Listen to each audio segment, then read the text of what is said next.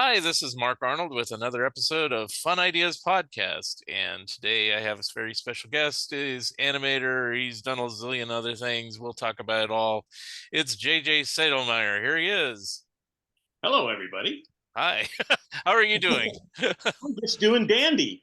Uh, I guess I haven't talked to you in years. I think it was like, what was it, San Diego Comic Convention is when I actually talked to you. Was that it? I don't think we've ever really talked face to face, have we? I Yeah, know. it was once. It was once because, Okay, but maybe it was probably about a decade yeah, ago. that's probably where it would have been at least a decade ago. Yeah. And we also had a conversation concerning Mad Magazine and some of the various artists and Yeah. so forth. But you've always been very helpful, and I appreciate it. Yeah, and we've emailed a few times, and then, I'll mention it, even though I asked beforehand if we were going to talk about it, but I guess we are. Since no, the Junior's Fun to Draw, which is a neat book from the 1940s that I have had since I was, well, my dad had, he still is around. When he was a child, and I just inherited it, and it's like the cool thing about it, it has actual production drawings, as it were, from the various studios at the time, Fleischer and Warner's, and I think it said Leon Schlesinger. That's how old it is, and a few others. Walter Lantz, I think, was in there too. I haven't looked at it in a bit, but then you found out that there's like uh, tons of variations on it. So, Yeah, it was.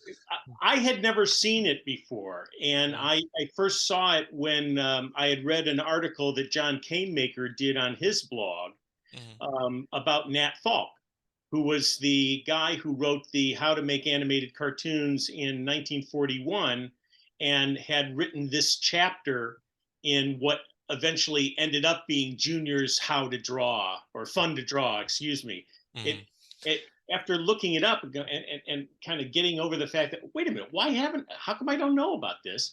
Um, it it it started at one publisher, and it started as It's Fun to Draw, yeah, I think it was called. yeah, Yeah, yeah, it's fun to draw, and it was at Knickerbocker Press, and that was 1943, and then it had like four or five different editions of that, and then it hopped to William Penn Publishing, and it was at the very end of the eight editions that they changed the name to first Juniors, the abbreviation of Juniors Fun to yeah, Draw, yeah. to spelling out the word Junior. Juniors Fun to Draw, and this is clearly a case the time to get a friggin' life. Uh, Yes. because I started obsessing on it and just trying to find every issue and edition that I could. I eventually did, but Uh-huh. I still don't know why it was like hopping publishers and so forth. But it's Yeah. really nice because it had the chapter that Falk did Yeah. isn't in the How to Make Animated Cartoons book that I have. It's Interesting. completely different material, and so it's nice to have that as the supplement addition to Hmm. the book. And before John wrote his article, Hmm. you couldn't find any information much at all about Yeah. Falk. You couldn't find a copy of it very easily at all. But a lot of people, like Howard Beckerman, who's now like 93 or something, he remembers it when he was young as a manual, and that was kind of the crux of John's article too. It was a big influence on a lot of people who were eager to get their hands on anything about animation because there Right. wasn't a lot written. Well, my history with it is kind of bizarre, I suppose, because it's always been around, so I thought it was a common book, but apparently it's not that common, or at Huh? least nobody kept them. And but my dad, who's going to be 85 very soon, Oh, he got it as a child in the early 40s when it came out, and probably as a gift or something, and he just kept it. And when I was a kid, I used to thumb through it, and I always pored over the animation pictures because I go, "Ooh, Bugs Bunny! Ooh, Hoppity goes to yep. town! Ooh, ooh, ooh," And like, and John ran across it that way. Howard Beckerman, Mark Newgarden. It was all kind of like handed down. right, John and Howard actually, I think, got it at an art supply store originally. yeah. But yeah, it's legend. And then it was probably about a decade ago or so. Jerry Beck contacted me about it, and I was doing a blog more as a written blog. Now I just put these podcasts on my blog, and I think if memory serves, I can't even remember how it worked. Is I either posted some pictures from it or he requested some pictures of that animation section, because I don't think he even had a copy of it. He probably does now, but at the time. So, Yeah, I and think his copy was even just terribly beat up, yeah, and so and it was when he was doing I think it was Cartoon Brew still yeah, that he's he Cartoon Brew, and then now he's back at Cartoon Research. So yeah, yeah. yeah. So anyway, that's that's the weird history of it. We didn't really get to discuss it, so I figured, well, okay, even though we're supposed to be discussing you, I was Oh, gonna well, bring this it is up me. again. This is Yes, as yes, much yes. me as anything. So what the hell? Yeah, but I'm gonna ask a zillion questions. I'm probably gonna jump around. So I think, you know, to refresh your memory, I think the it was about 10 or 11 years ago in San Diego. And I believe at the same convention uh, in San Diego, a mutual friend, as it were, Robert Smigel, was there. And I think he might have said that you were Oh, there too. And okay. so I had questions about not the Saturday TV Funhouse that's on Saturday Night Live, and also the TV Funhouse that you did for him with Triumph the dog and everything like that. And so we just chit chatted for a while. It wasn't anything formal or anything, but that was the extent of the conversation. That would have been 2014 2014. Okay, so because we 9 were years there ago. Okay. together to sign little action figures and a lunchbox and all Okay. this other stuff that had been done on Ace and Gary and the Okay. Ambiguously Gay Duo. Okay. And I think that was the last time I attended, because it's gotten too expensive. I also moved to Oregon. I don't live in California, so it's even Oh, further away. So where are you in Oregon? I'm in Springfield, right in the middle. Beautiful state. So Homer Simpson's here, and Bart and everything. So anyway, um, the question I always had, and I probably asked this then, but I'll ask it again now. How, I don't even know how to ask it. I'll just ask it, and we'll be jumping around anyway. It's a Saturday TV Funhouse. How did you get that gig? Was it the one with Robert Smigel first, or was it Saturday Night Live first, or how did that work? Well, what happened was, um, and I just posted this coincidentally today. Um, I knew Jim Signorelli at SNL, Hmm, who was the guy who was the producer director of a lot of the most of all the film uh, commercial parodies. hmm, And we were friends, and we're trying to come up with an idea of how to do a parody commercial using animation with a Lucky Charms, Tony the Tiger, whatever. yeah. And nothing was happening, but we were always staying in touch. And then he said, he called, it was 1992, I think spring of 92. He said, I think I got something. We got a writer here who has an idea, and I think it's perfect. And that was Cluckin' Chicken. Hmm, It was, and it was Robert's idea. Adam Sandler was going to do the voice. hmm. Phil Hartman was in it, and it's a fast food parody. Right. And so Hmm. the way it worked at SNL is if you had an idea that was going to be made into a film or one of the commercial parodies, you were also the producer. So that if you fell on your ass, it was going to be your own fault. That's the way Lauren had kind of set it up. And Robert had never done animation before, Hmm, so um, the and this is when it was still cell, ink and paint, traditional animation, and we were compositing with live action. Very complicated process. In short, it wasn't a smooth go, hmm. and it was one of those things where at the end, even though what we came out with was terrific, there's a bridge that's burned, and I was convinced. Yep. And a few months later, I got a call from NBC that they were starting up this new show with Conan O'Brien, Uh-huh. and they wanted to do animated titles. Would I come over and talk to them? So great, okay. So I walk over and I meet with Conan and Jeff Ross, who was his producer, not the comedian, Oh. Jeff Ross, and Robert walks in, Mm-hmm. and I thought, what? And he said, yeah, we want to just do kind of like a hand drawn, kind of just wispy, line tinted stuff, very gentle. And I'm still trying to adjust and process the fact that he's like even talking to me, because I wasn't a kind, nice person at the end of Clucky. And but in short, I said, you really want to do this? I mean, I said some horrible things to you. And he was like, everybody says that to me. So it was great. It worked out. We did that. And then now where I am getting closer to the point here, um, he, after he was head writer and kind of executive producer at Conan, I think it was. But then he had, he came into the Dana Carvey show. Hmm. Remember that? And Yeah. there's a lovely documentary on the Dana Carvey show if you ever get a chance to Yeah. see it. Yep. I can't remember the name, something Too Funny to Laugh or something like that. Something like Great, that. Yeah. great Yeah. documentary. And he sent me the script for what was going to be the first ambiguously gay duo cartoon. Hmm. And I'd never laughed so hard in my life, because I wanted to do comic books Hmm. originally before I got involved with animation. And here was a chance to do a parody of comic books. Hmm. And it was just, I mean, they thought I'd lost my mind in the studio because they could hear me laughing from my office. And I thought I was like insane. And so it was just a one-off for the Dana Carvey show. It was, again, done conventionally with ink and paint and film and the whole bit. And I put a little credit at the beginning title card, like they did on a lot of the, if not all the Filmation superhero films in the 60s.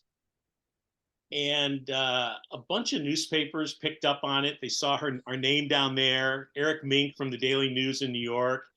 And it just took off. It was so much fun. Um, that was in the spring of 96. I'm driving back from O'Hare Airport in Chicago. I'm in Chicago, and Robert calls and he said, I think we can do more cartoons. Are you interested in looking at doing more cartoons this time for Saturday Night Live? And it's like, whoa, sure, whatever. And he'd sold the idea within Saturday Night Live, and before we knew it, we were doing these cartoons. There was no structure. Hmm. The first one we did after they showed the Dana Carvey Ace and Gary cartoon, kind of like to buy time and initiate the sequence. We did the title sequence with Lauren and the dog and everything.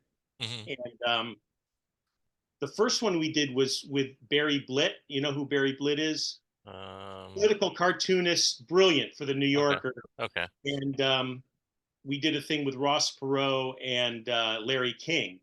Well, I remember there's real audio. Is that what that Yes, it was? was Okay. real All right. audio. All right. And my thought was, oh, this will be great. I know I have so many friends that are political cartoonists. Each week we can choose a different artist. But after going through the process of how Saturday Night Live works and the changes and the pressure and the deadline and the whole thing, there's just no way we can do that. And it became an in-house project. And because of the schedules, because of the budget, we didn't have time to worry about how well it was animated, how well it was even designed. Uh-huh. And so it became this kind of real raw.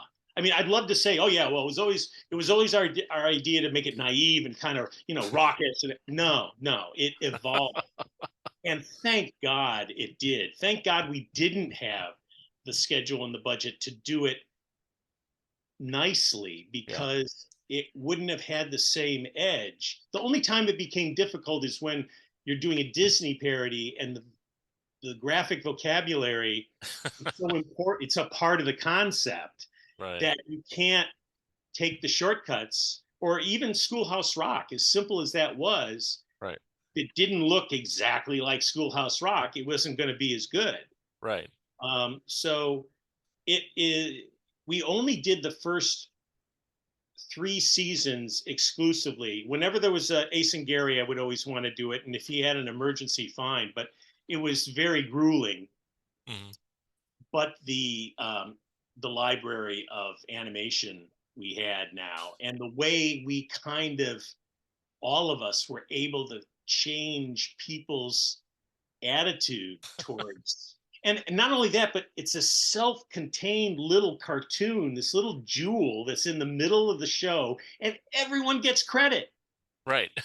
I mean, my God, how wonderful is that? So yeah, it was really a wonderful thing to be a part of, and it really, it's all down to Robert's concept and his writing, and because we would get a script and immediately start designing and boarding. Mhm. There were no pencil tests. There was no time for pencil tests. We went straight. We had just started, even though the first Ace and Gary was film and cell paint. We There was a facility called Tape House Tunes, Mhm. which was part of a post production facility in the city, and I knew the people there, so it was all done digital ink and paint, and it had to be digital ink and paint. There's no way there was the time to even paint cells. And you'd be working on a Michael Jackson cartoon, and the Thursday before it airs, he announces he's going to be a father. So Yeah. you can't not work that in there somehow. We'd be doing cartoons on State of the Union speeches that were taking place on Wednesday. Yeah. So Well, that you was one of my really, questions on this. I mean, some of them were pretty timely. So, I mean, how much time did you have on some of these? the most we had, it was supposed to be a 5 week schedule, Yeah. to which I say, ha. Um, it was usually maybe 4 weeks. The quickest we did one was in a week and a half. It was a takeoff on Casablanca. Hmm. Um, but we just made it work. And it was crazy, but it was just so wonderful at the same time. It Mhm. was just, and again, I'm most proud of just all the different techniques. And on top of that, there's no way any independent animator could have made these films without getting their ass sued. SNL has this, literally has this umbrella of indemnification Yeah. that allows things to get done that no independent filmmaker could do. Right. So, and then they get shown in film festivals all over the world. Hmm. And so it was really a nice, um, wonderful thing to be a part of.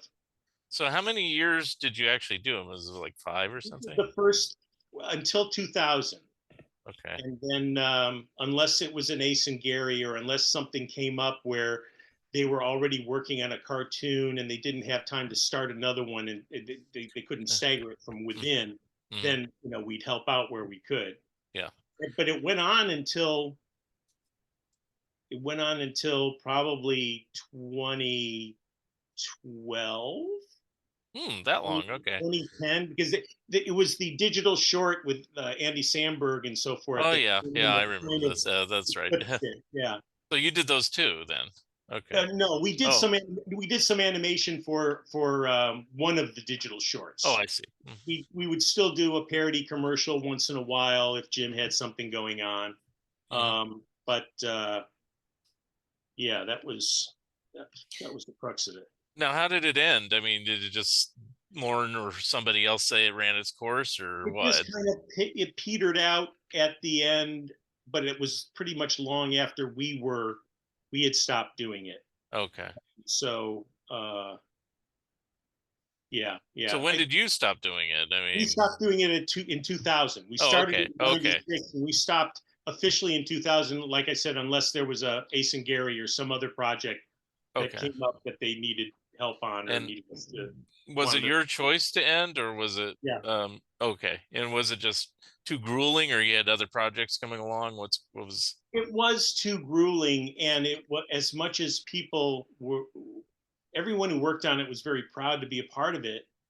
There yeah. was one guy who worked in the studio who I could tell when things were getting rough when he had his knit stocking cap on, which meant that he hadn't showered in a couple days and Oh. was just working through the night. And it would just, after a while, you just, it's a great thing to be a part of again, but do we really want to run everybody raw?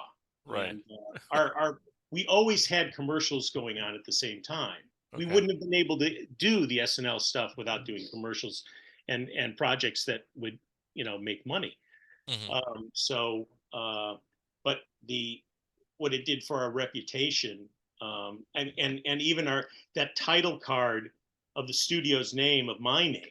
Hmm. Um, we had long-standing relationships with advertising agencies, and every once in a while, after the SNL stuff had garnered a lot of attention, Yeah. I get these calls, and I always knew what was going on because they'd say, "Hi, is this JJ Sedelmaier?" And or however they would pronounce it, and I would say, "Yeah." I said, "Oh, good. Oh, I'm glad I got you," which meant they had no idea that there were about 12 reels of ours in their library already. Say, would you ever consider doing a commercial? We know your stuff from Saturday Night Live, and we'd love to talk to you about doing a commercial. It's like, Mm. oh boy, I've really branded myself now. you know, they're the place that does that funny, shitty animation, and it was that was another reason we tried to kind of put an effort out to make sure that our branding. I learned a lot about branding with that title card, Hmm. um, and to be branded with kind of like this beige, butterscotch, and red color wouldn't have been my first choice, but whatever. Now, I assume that you got in trouble for some of these that you did, or did We you? didn't get in trouble. What? We didn't get in trouble.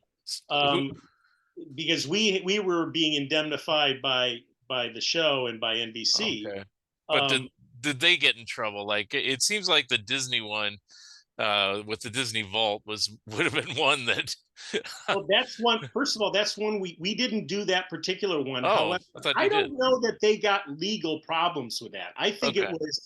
I think it was naughty, and we did a parody on the Titanic that Yeah. we found out later was like a very hot bootleg within Disney.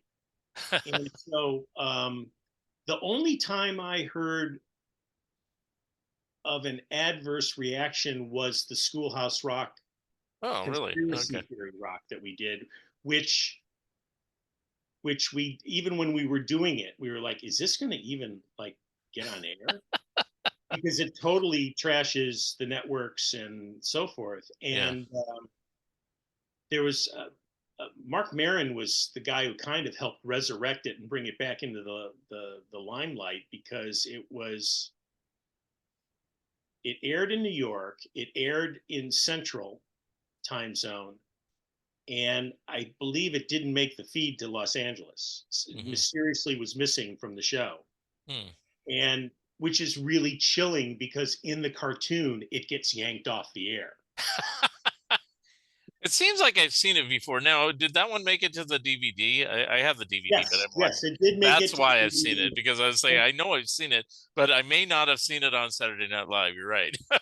Because and what was interesting is that when I was talking earlier about how if you have to stick to a design style, an animation style, rigidly in order for the piece to be successful, um, I knew all the people that had done Schoolhouse Rock, because after we had done Beavis and Butthead, we went right into doing the resurrection of Schoolhouse Rock, the actual Schoolhouse okay, Rock. that was one question I was going to ask, but now you've answered it. So, did you do that parody first or Schoolhouse Rock first? So, No, no. So yeah. all the people like Vinnie Bell, a journeyman animator, Bill Peckman, all the people, not all the people, of course, but many of the people who actually worked on Schoolhouse Rock, um, worked on the SNL parody, and that's what made it mwah, just perfect. It was just wonderful, just so great.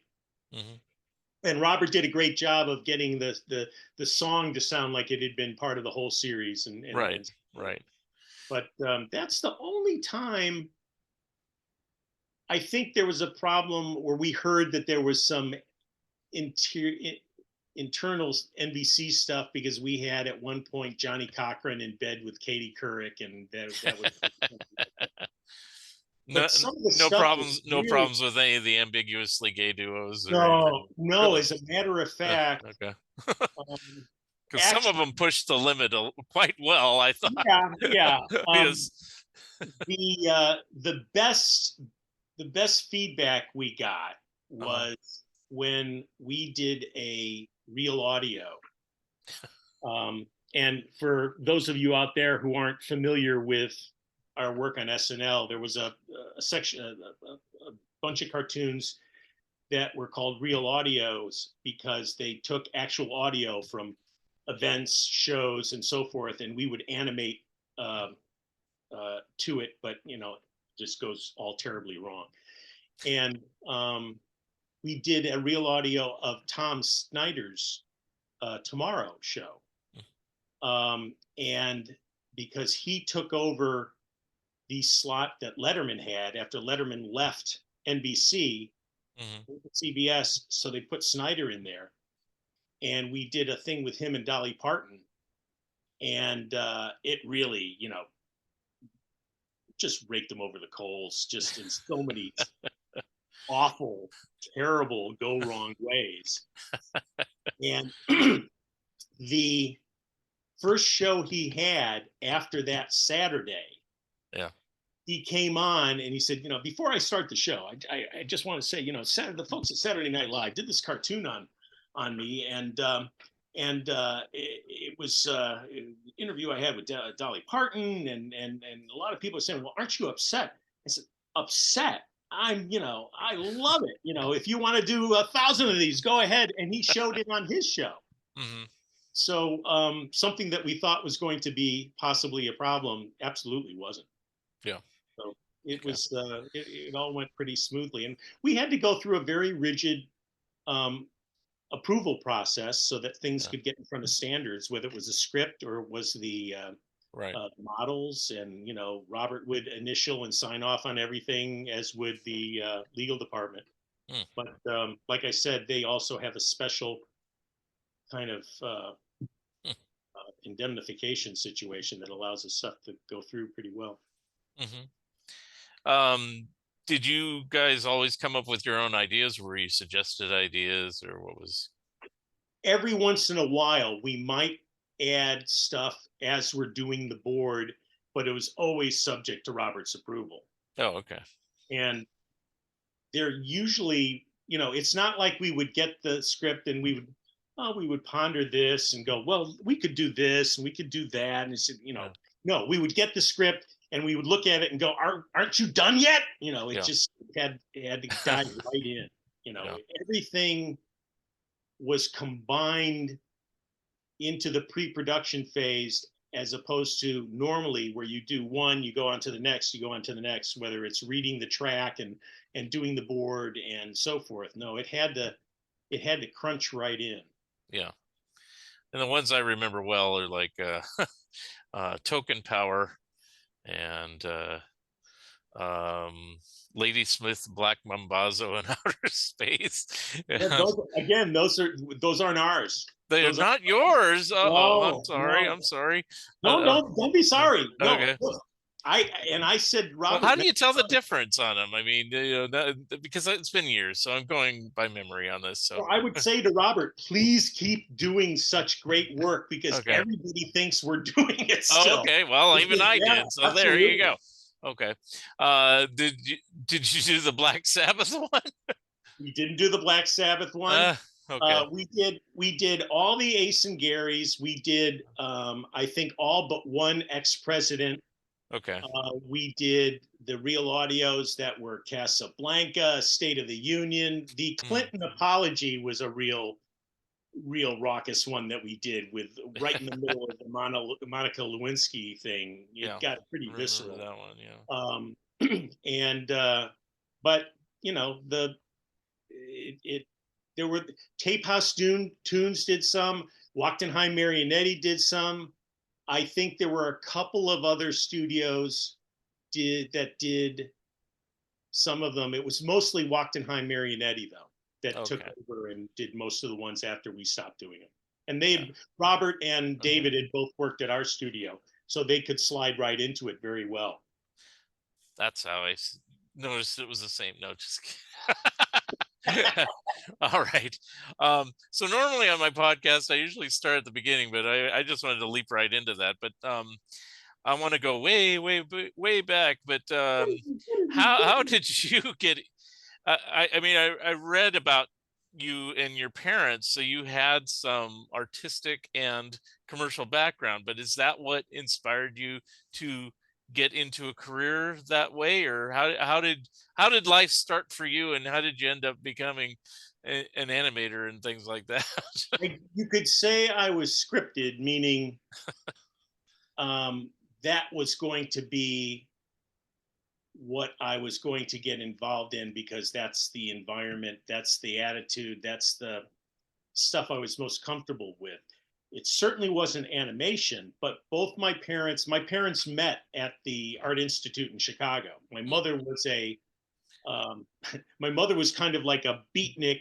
My dad was could be like right out of the Bauhaus. I mean, in terms of the level of design. My father was a very amazing filmmaker as well. He did Where's the Beef? Hmm. He did the Federal Express spots. He Hmm. revolutionized, especially commercial filmmaking, with his casting because he would cast normal people in his commercials at a time when most people were very plastic and perfect and so forth. So um, it really revolutionized commercial filmmaking. And my mother was a designer, a painter. Um, uh, they both kind of dabbled in cartoons as well. And so there was always, even though my parents were divorced, both environments were very creative. Hmm. And we were not at all kind of focused in on academics or anything like that. There was very little pressure when I was growing up. Hmm. So I went to first. I went to a small school in downstate Illinois, which was a horrible, horrible lost year. But had I not gone there, I would not have gotten into the University of Wisconsin in Madison, Hmm. which was like nirvana. It was a great place to go to school, um, and I made the most of it. And when it came time to leave, I it was between comic books and animation. And since I had relatives in New York and had visited the New York area, New York City area, as long as I can remember, every time around Christmas, I said, you know what, I can get a good living situation in New York. Why don't I just try the comic book route? And after this is 1979, comic books in the United States it was Marvel and DC, and there wasn't, it was kind of like once I found out what the realities were, it was like, What did you and want to do if you had a choice? I wanted to, in my fantasy world, I wanted to draw, Superman or Spider-Man or whatever. Um, After I met everybody, it was like Mad Magazine was where I really wanted to be. Uh-huh. It was so, it wasn't a industry I wanted to really try to crack. And so I worked in an antique store in the village, Hmm. met my future wife who was like, you're sitting on your ass, you're not doing anything. Why don't you take a portfolio around? And that's when I found out there was actually animation in New York. I had no idea. Hmm. Yeah. Like to this day, if you're not involved in animation, you think it's all done in California, Yeah. if not computers. Um, so I met a guy named Tony Eastman. Did you know Tony Eastman? Mm. Refresh. I may. He I was may. he's the son of P.D. Eastman, who Okay, I did know who that Bulldog is. Go, Yeah, and yeah, yeah. both his parents worked at Disney, but he was an independent freelance animator. Okay. But he had his reach in independent animation, in long form animation, in commercial animation, and we just hit it off as friends. And he was like a mentor by giving me stuff. Actually, I was assisting him um, from the very beginning. And then he got me into a studio called Perpetual Motion Pictures, Hmm. which was doing horrible, god awful stuff like the Berenstain Bears and Strawberry Shortcake. Hey. And but It was a studio, and there were people working there that in some cases had been working since the 30s, Yeah. and it was great. It was wonderful on the corner of 45th and Fifth Avenue. Hmm. Um, and So by 1981, I was working in the industry in the half hour special industry, because that's really all that was going on in New York at the time. Right. That and commercials. Hmm. But then in '84, it all came together because I started working at the Ink Tank, which was R.O. Bleckman's studio, Oh, okay. and that was truly different than any other studio in the city. Um, uh, Bob Bleckman, Yeah. he goes by Bob or RO. He just had this wonderful environment, mostly commercial work. Um, Used a lot of different artists and cartoonists and designers. And I worked there as an assistant animator for about 5 months. And then he made me his producer. Hmm. And it was like, I don't want to be a producer. I want to hold this to draw animation. I don't want to do schedules and budgets. You don't want me doing budgets. Believe me, you do not want me doing budgets. I'm the guy who math. Yeah. Um, but again, this is where my wife Patrice, who and we run the studio here together. This is where she comes into play. She's like, no, no, no, no, no. You know, being a producer is good. That'll give you the whole picture. That'll get you involved in all the stuff. And I reluctantly agreed, but no, it was absolutely the best thing. Even though I had just started animating, Hmm. really loving, just the whole process. I mean, even back then we were still on paper, flipping while you're drawing and animating. Oh God, it was so great. Hmm. But Bob is very soft spoken. I'm hardly that. We made a very good team, which he realized before he made me his producer, because I would be in on some of the meetings and we were just a good team. So I was at the Ink Tank for 6 years, and that's when Patrice and I decided to open our own studio up here 30 miles north of the city in White Plains, because Hmm. we lived in Westchester County and we wanted to kind of have a little bit more control over our lives than having to be locked into the back and forth from the city all the time. And here we could live 5 minutes away from home and run the studio and still be parents and still have a little control over what it was we wanted to do. That's cool. And it just really we got a lovely package of IDs for Nickelodeon and Nick at Night, and we also were involved in the launch of the Nicktoons block, Hmm. and we also had a lot of work from Seven Up International, which I had worked on at the Ink Tank, and they liked working with me, so they came over to the studio here with Fido Dido. Remember Fido Dido? Yes. Yeah. And Although I so probably mispronounced it as Fido Dido, but anyway. um, so we really, from the time we opened up, we just Uh, were always busy, and we uh-huh. we we had a core group of about 6 people until the beginning of '93, when we started doing Beavis and Butthead and ballooned up to 60 people. Hmm. And it taught us exactly what we'd never wanted to do again before. Uh, uh, we really learned that we're not a big studio. And the same thing kind of was part of the same reason that we stopped doing SNL, and we did the pilot for Harvey Birdman, Hmm. and we thought, no, maybe this will, no, not really. It's it becomes such a grueling kind of all the fun is in the pre-production, and that's why commercials are so great, is because it's Right. this intense process, and then you go on to another intense process, and each one is different, and people get a chance to try different things on different spots, Hmm. and it's a much more exciting, stimulating, and fun way Hmm. of working. Now, is Beavis and Butthead the only real series you've done over the years? I mean, I guess you said that for your studio. I mean, yeah, Yeah. And that was, again, MTV had never done a series before. right. And most of the people that were in that group of 60 people that we had Hmm.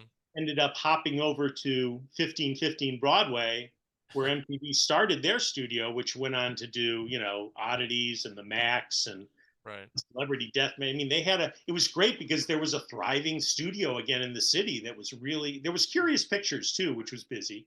Yeah. Um, but a lot of there was a point where, man, if you could hold a pencil, you had a job. A lot of animation work in New York City. Hmm. And let's see.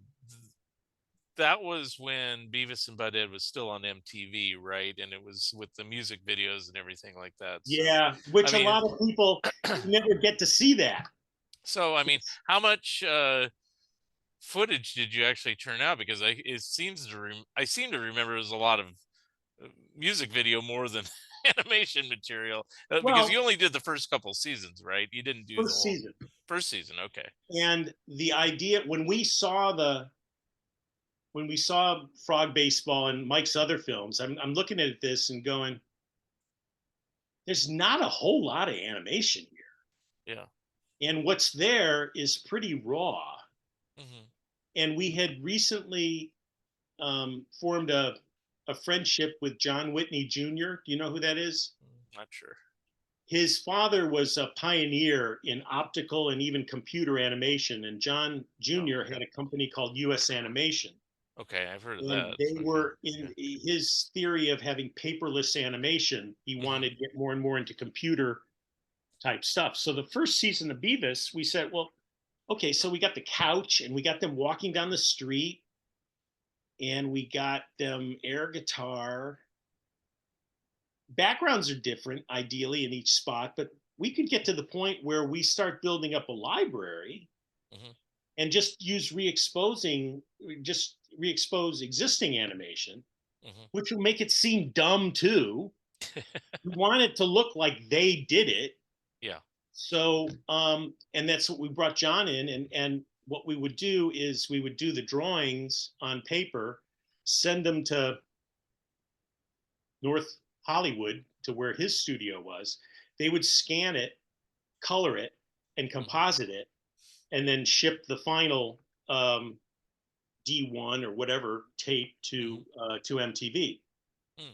And the only problem was because it was so new to everyone. I mean, they moved Mike from Austin, Texas, to Port Chester near the studio. And Hmm. in the morning or first part of the day, he'd come in, we'd go through models and artwork, and then he'd go into the city for storyboard meetings. Tony Eastman was involved in that. Yvette Kaplan eventually became involved too. Hmm. And then he'd go to Sync Sound and he'd record the tracks, and then he'd come home and it would start all over again. So, well, we started in November of 92, but we didn't have signed off model sheets until April. Wow. So we were working on the fly.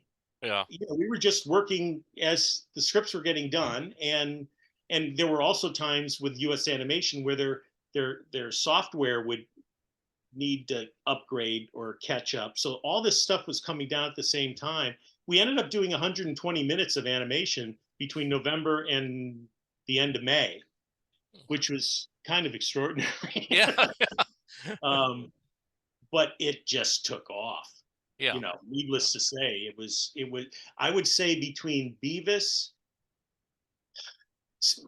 the Simpsons, Beavis, and South Park, Yeah. and then later, kind of as a result of it, Family Guy. Right. Those are the shows that kind of were the new animation shows that came in, and each one was testing areas that hadn't been tested before. And it Hmm. was really wild listening to Janet Rito quote Beavis and Butthead. I mean, what the hell? Did you have anything to do with that other Mike Judge thing? I forgot the name of it, but yeah, he ended up being the character in Office Space with the stapler. Oh no, Uh, that to me that's my favorite. Milton. Milton, That's thank my, you. I was that thinking he did Mervin, that. Marvin. I couldn't even remember it. Milton He is did correct. that Yeah. before. He did that as part of his stuff before Beavis and Butthead. He did Okay. another one for SNL later Right. on, Right. And you but didn't work on that. You didn't work on any of no, those. didn't Okay. work on that. And Okay. but that was my favorite of his films. I Yeah. just Yeah. thought it was so brilliant. I mean, the guy really um, paid attention and stored stuff that he ran across through his life. His Uh-huh. characters Yeah. were just so fantastic. Yeah.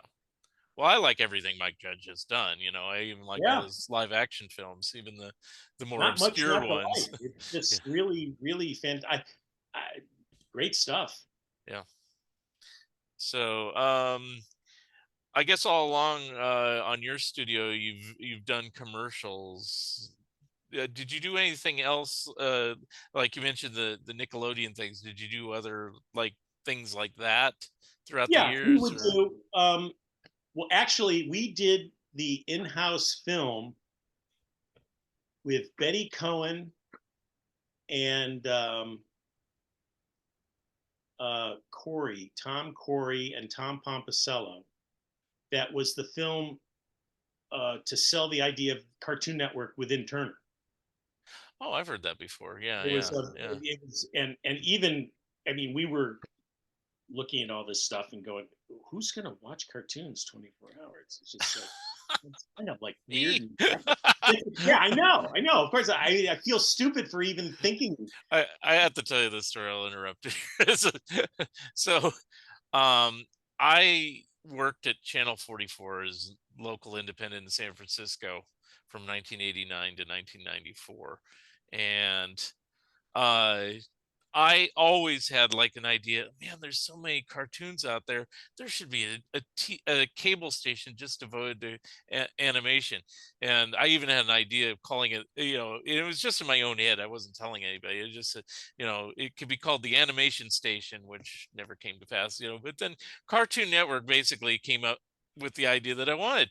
And I remember the powers that be at Channel 44, KBHK were like, oh, this will never fly because, it's like they only have enough cartoons to run for a month, and it's like, I guess you don't watch cartoons. I mean, cartoons have been repeated over and over and over and over for like 40 years already. People like watching these cartoons. So, Yeah, and uh, the timing of everything was all about the fact that people our age that grew up with cartoons on television were now becoming network executives. yeah, And it wasn't Cartoon, it wasn't Turner, even though they're the ones that had the library of yeah, Hanna-Barbera and all this other stuff. yeah. What it was, really, there's a guy named Michael Levine, Mhm. and he's a talent scout headhunter in New York. And he is the one who brought Betty Cohen from Nickelodeon and MTV networks to Atlanta. Mhm.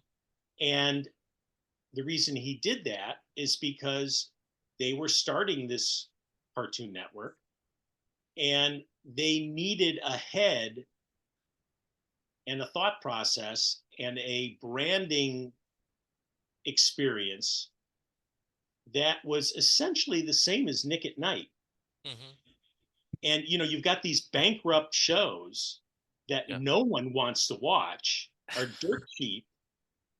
And I remember distinctly in the mid eight or late 80s when Nick at Night would air the Donna Reed show, Yeah. and it was hilarious. Mhm. At the same time, WPIX Channel 11 was airing the Donna Reed show, and it was a bore. Same friggin' episode, doesn't matter. But the way they would package and promote, I mean, there was this one ID they did, which was there was no animation, there was no footage, it was just type. And you hear this crowd roaring, you know, and it's this audience just going out of control, and you see the word the Stones, Yeah. and you more crazy applause and the Stones, tune in tonight when you see the stone, and that's their last name, the Right. Donnerito, and it just is hilarious. Yeah. So you carry that with you, and then they did the same thing at Cartoon Network, and they take all this bankrupt footage that they have, and Right. they start using satire and parody. The whole, you know, Space Ghost, Coast to Coast, Yeah. and Harvey Birdman, Yeah. and suddenly, and then Adult Swim comes in, Hmm. and but it all comes from these people. What Michael Levine also did, he brought in Michael O'Lean, Hmm. and he would bring in advertising people. Stuart Hill from Richards Group in Texas. Advertising people know how to work on schedule, on branding, on all this other stuff, and it just has, you know, been terrific. It really is. But that's where the genesis of it comes from. It's and Betty never gets the credit that she deserves, Yeah. because she was really brilliant and behind so much of its success. Hmm.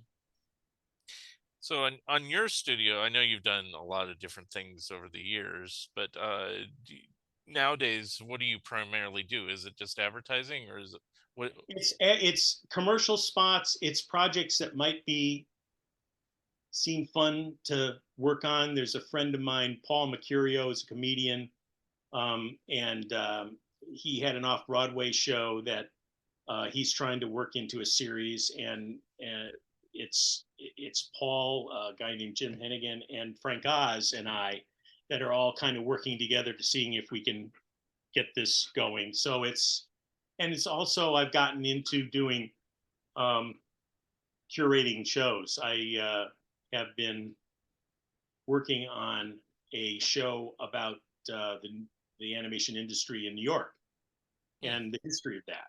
And I have a great relationship with the Fleischer, the various factions of the Fleischer family. Oh yeah. And if I could actually do a whole show on the Fleischers if I had to. Yeah. And but like I said earlier, the mainstream public isn't aware of how much an important role that New York played, and how all of these people who ended up, you know, from Paul Terry to the Fleischers to you know, the industry essentially started here, and Yeah. nobody knew what they were doing. It was totally the Wild West. There Right. were no instruction manuals. Hmm. Um, so it really is a fascinating story that goes back, you know, 120 some years, that has never really been told. We scratched the surface here. We did a show in 2009 called "It All Started Here," and I got Blue Sky involved with it as well. Hmm. But there needs to be a comprehensive exhibit on that, Yeah. and do Well, screenings too. I mean, my main forte with all my books is, of course, I did two total television books and a couple Harvey. Harvey books, which I guess is Famous Studios or Fleischer, if you prefer. So it's like, but I would have loved to have done a Terry Tunes book just because of stuff. But finally, somebody did one. But it's like, um, Yeah, uh, it's more of an academic. Uh, I mean, it's a brick of a book, but it would be nice that if somebody could really do a comprehensive, you know, nice coffee table Terry Tunes book. yeah. It's interesting because that book we were talking about before by Nat Falk, Hmm. that essentially was done out of the Terry Tunes studio. You see Connie Rosinski, you see Phil Scheib, you see, you know, all these other people, and even um, Terry writes the foreword or the introduction, and it's interesting because yeah, Terry was, as he even put it himself, you know, Disney was Tiffany's, he was Woolworths. Right. And so many people that I got to know when I was starting in the industry, and even Irene Curtis, who was our production manager for many years, they all had a history at Terry Tunes, because it was all not only New York but up here in Westchester. He was in New Yeah. Rochelle, where the Petries lived, Right. and it was a lot of people. lived up here and even continued to live up here after Terry Toons closed. Yeah.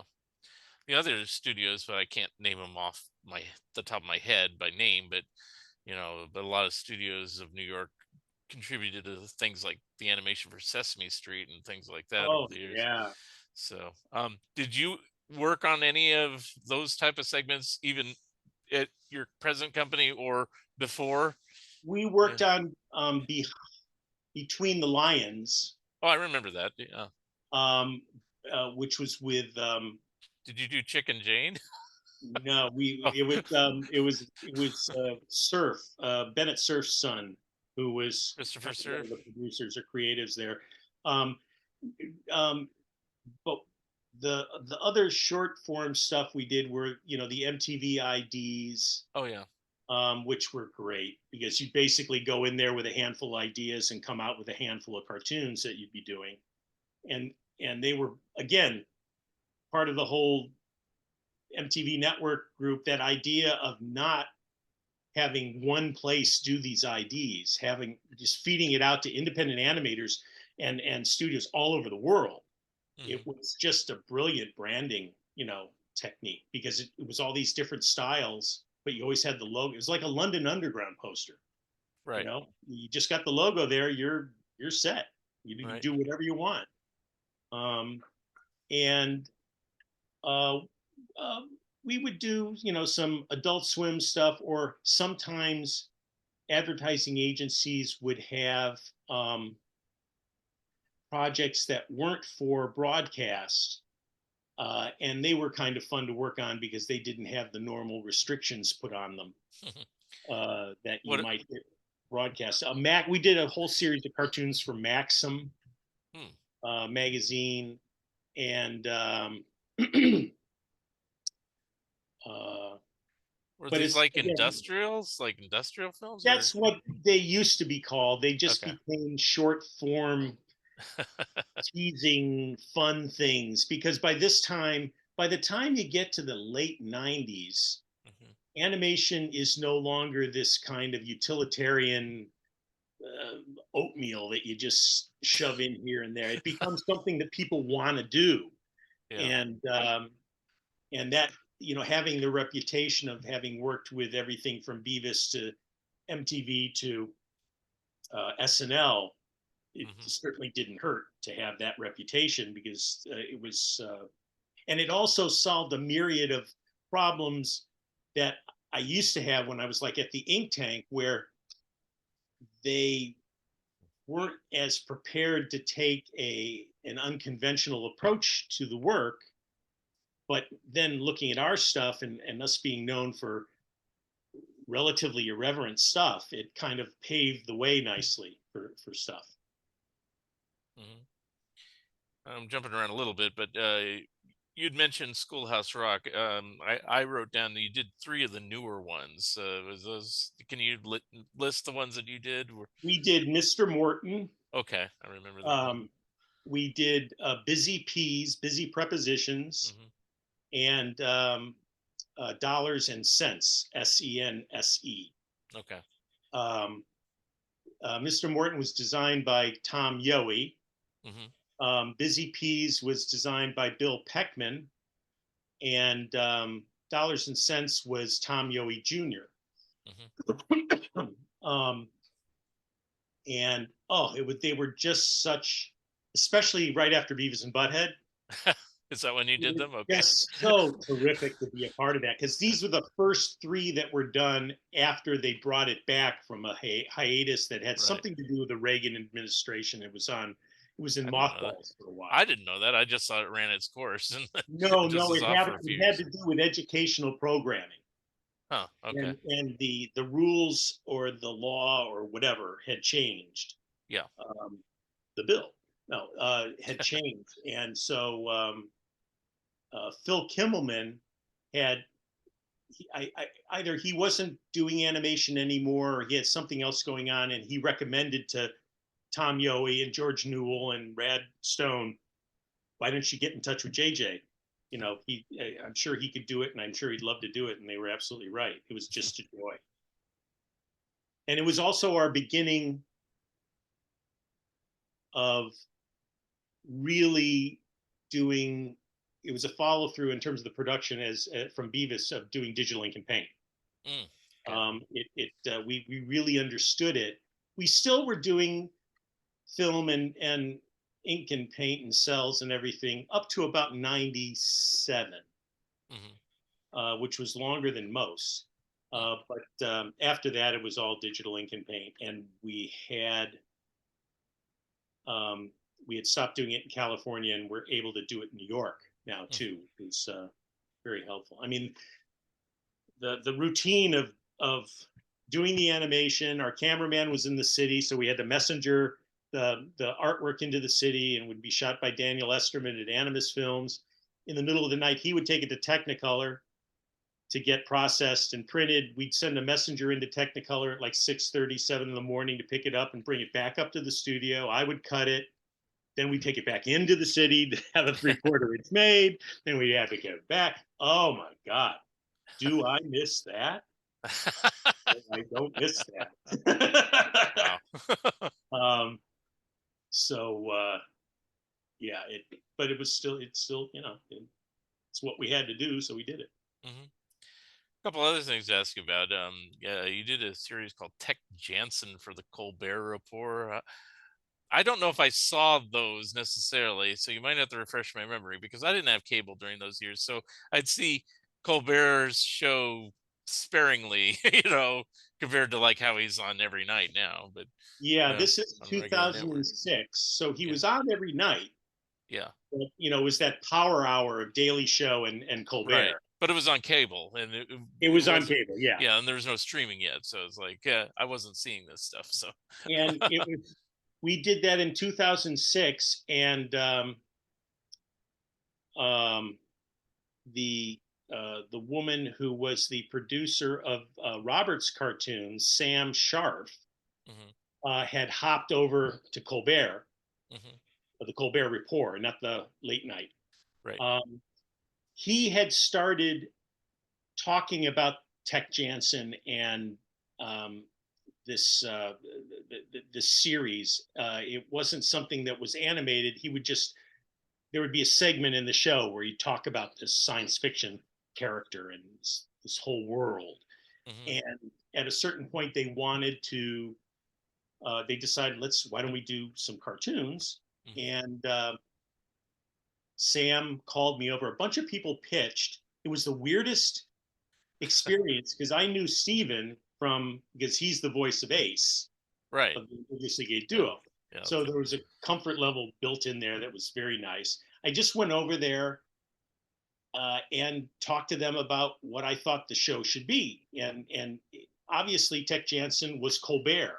I mean, the Bill O'Reilly Colbert, not the Colbert we know now. Right. Right. It means that he was a pompous, self-important, you know. Right. And so I talked about doing everything from having it done kind of like with a feeling of anime, so that it was kind of fresh and action packed, but it would also allow us to do it in a very limited animation way. And let's letterbox it because it's got to be important, so it's got to be letterboxed. And even the title card, I broke every rule in terms of title card and typography design that I could possibly think of. Just because, well, again, it's kind of like the Beavis thing. What if Tech Jansen actually made his own cartoon? What would it be like?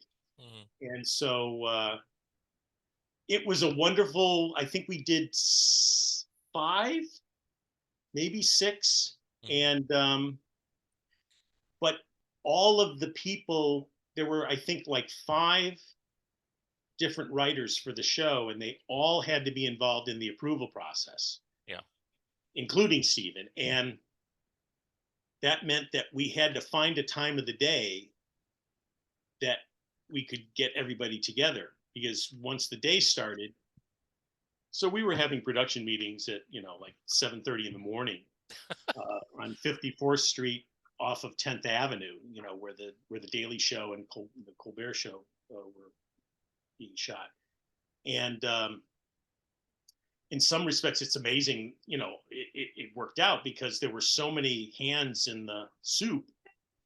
normally that would, I mean, in any advertising agency, that's a definitive disaster. But no, these people were really brilliant, and and and they would do the tracks. We designed it. There was no, yeah, totally designed in the studio. Dan Medea was the main designer Mm. here, and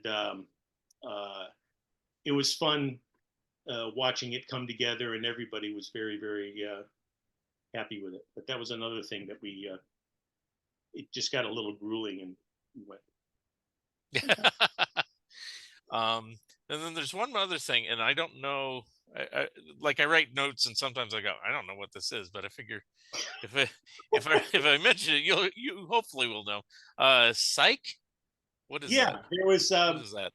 there was a series on um, USA Networks, which was a Okay. division of NBC, Mhm. and it was these two guys. One guy who, I don't know if you'd say he had a sixth sense, but he had intuition that he worked off of, and they made a good team. And the show had gotten a lot of success for, I think, the first couple seasons, and they decided that they wanted to do these little cartoons as kind of interstitial things. Hmm. And it came to us from a guy named Jason Holzman, who ended up going from the advertising agency world into the network production world. And we had done some ad council work with him at the ad agency he was with. And when he went to the network, he said, we're talking about doing some cartoons. Maybe, you want to come over and talk to people. And again, totally designed within the studio here. It was all written and recorded in through the network. The sound design was done by Fred Weinberg, who's a friend of mine and who I've worked with for years. Actually, my dad's worked with him. Mhm. And yeah, there were like 5 cartoons, I think, maybe 3 or 4 or 5 cartoons, and also a commercial for a telecommunications company that also licensed the characters for a little campaign, which was fun. Hmm. Okay. And here's one other thing that I don't know. So you have to can, can I write this down partially because I want to know what it is. It's like because I like your work, so why not? Captain Linger, what the heck is Oh that? God. Well, earlier I had mentioned Stuart Hill as one of the advertising people who came from the Richards Group in Texas. Yeah. Um, Stuart uh, is one of my favorite writers, if not Mhm. the favorite writer. And we haven't done anything since Linger, and it just kills me because Mm. he just got, that same spin that Mike Judge has, where they spent just naturally a lot of time just soaking up stuff about character stuff, Right. and it's all through Stewart's work. I mean, anything he does has got this weird, real, authentic spin to it that you're just not used to, hearing and ultimately seeing. But we had a relationship with Cartoon Network. I think it was I think it was after Birdman Mm. and Harvey Birdman, and he said, I got this idea for a cartoon called Captain Linger, and it's a superhero that is just not right. He doesn't have any social skills whatsoever, Mhm. and I was thinking, I always loved the Rocky and Bullwinkle cartoons. He was saying, maybe like a Dudley Do Right, sort of style. Mhm. And I was thinking about it, and I love the idea of it. But if you work in a real cartoony style, it's telegraphing that something is supposedly, anyway, something funny is going to happen. Right. So you be ready to laugh. This is going to be funny. And the more I thought about it, the more I just, what if we did it like a Kurt Swan DC early 60s DC Superman in this adequate drawing, not beautiful like Neil Adams, just, Right. it's okay, I get it, but it's ultimately realistic. And and that way people kind of be off balance. Right. Well, from the beginning you're off balance because there's the title card, and he lands and his cape's flapping, and his cape's flapping, and his cape's flapping, and his cape's flapping, and you see linger, and his cape just going, he tightens his belt a little bit, and the cape's flapping, and you're going, this is wrong. And from that point on, it's wrong. It's just he'll be coming. Each cartoon started with earthquake, it's coming right at us, or freight train, it's coming right at us, and same guy, and always runs off screen, and then the situation happens. And I think my favorite is probably She Wore a Veil of Sorrow. It was the title of the cartoon. It's about this character who comes in and saves the day, type man type A. And so he's the direct opposite of Captain Linger. Mm-hmm. So, Captain Linger's coming to save them from an earthquake, and man type A comes in, fixes it up, fixes up the table that got messed up at the social event, and then he's gone. Mm-hmm. And there's one line in there that is just, as Captain Linger is saying to the person who had like a wedding or something that was going to be destroyed, but man type A saved it. He says, I guess he didn't see that I got here first. He's not supposed to do that. But then the line that's just brilliant is, some of the other superheroes already don't like him. And it just that's like the epitome of an awkward sentence. Mm-hmm. So he was so sensitive to what the characters were about. So they're so much fun to watch in a theater with a big group, because you just feel people are just squirming. The squirm factor is very high. And people in advertising, when you show it to agencies, they get it right away, because every millisecond is supposed to be used for something in commercials. But here, it's just time is just being wasted to this guy. And it was such a treat to work on that stuff. It's just so much fun. So where were those seen? It was airing on Cartoon Network for a few months, and then Adult Swim came in, and it hopped to Adult Swim. Okay. Well, yes, it was done before Harvey, because Harvey was one of the first cartoons on Adult Swim. Right. Well, for some reason, I don't remember that one. I remember Harvey Birdman. I have all those on DVD. So I'll have to investigate this further. But now Harvey Birdman, I'll ask that, since you mentioned it a couple of times, is, you said you only did one episode of it? We did the pilot. Oh, okay. And that was it. We thought maybe we would get into another series, but it just, how many times do we have to go through this situation to realize it's just not our thing? Yeah. So is it always just a matter of hiring too much staff? People realize a concept, putting it together, kind of setting the mold, and then here you go. Yeah. Go nuts. Yeah. So you don't want to be a big factory, a big Hanna-Barbera type thing.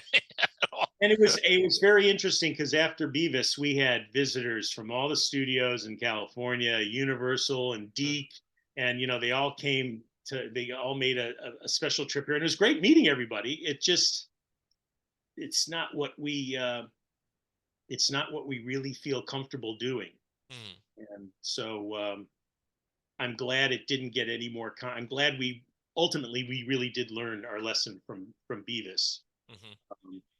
And tried to behave ourselves.